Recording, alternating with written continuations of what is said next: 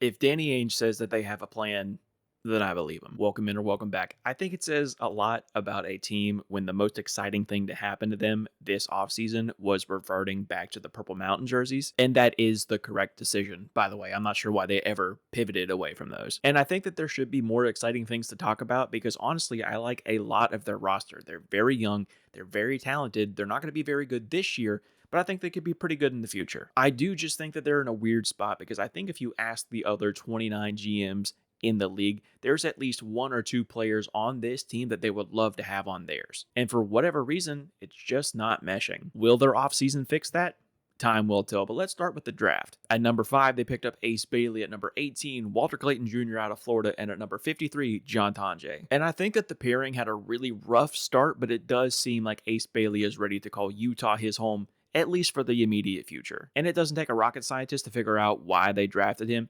18, 7, and 2.5 stocks as a true freshman is fantastic. I wish that he was a little more efficient, and I wish that the Rutgers team that him and Dylan Harper were both on were a little bit better to prove how good these two are, but the raw potential is there for sure. I think that he's going to be pretty clearly the starting small forward on this team, and not to mention the fact that this team doesn't have any expectations, so he's going to be able to work through all of his mistakes. One mistake he won't be able to work through, though, is picking number 19 as his jersey number. Who the fuck picks 19 other than Rajah Bell? And for Walter Clayton Jr., I really like the pick in a vacuum, but the rest of the roster raises some concerns for me as far as a fit goes. Because you already have Isaiah Collier, who had a great second half of the season, and Keontae George definitely has the chops to be a point guard. So what do you do with Walter Clayton Jr.? Because the question now has to be asked, how much PT is he going to get?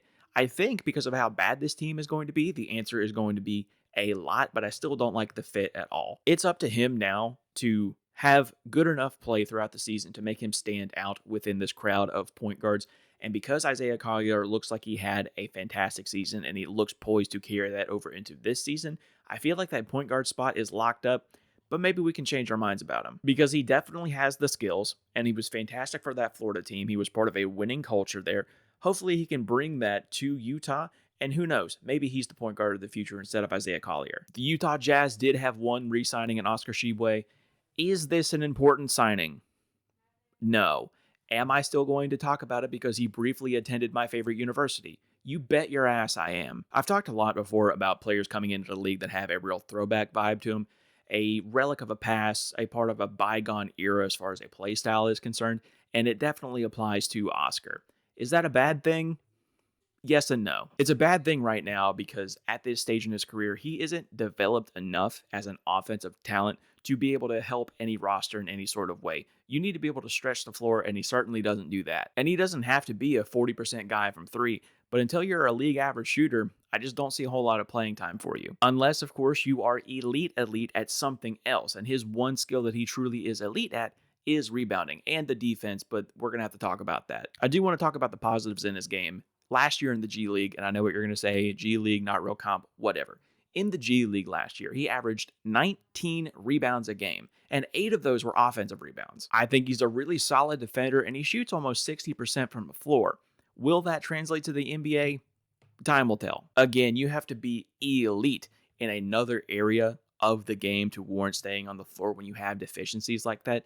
And with Oscar only being 6'8", playing that traditional center spot, I just don't see a coach or a GM or anybody really giving him an opportunity to prove that he belongs. Positive note, for me at least, I get an Oscar Tshiebwe Purple Mountain jersey. Danny Ainge did work his magic this offseason, picked up a couple of additions: Kyle Anderson, Kevin Love, George Niang, and Yusuf Nurkic. And this is the first time that I have been doing these season previews that I am positive that none of these new additions to a team will be here come the trade deadline. And that's kind of Danny's MO too. He takes on bad contracts. He takes expiring deals and other assets to hopefully turn that into something in the future. And for these additions, they're just kind of in an awkward spot. The writing is on the wall because I don't think that they're so old that they can fill this grandfatherly role on the team like Udonis Haslam.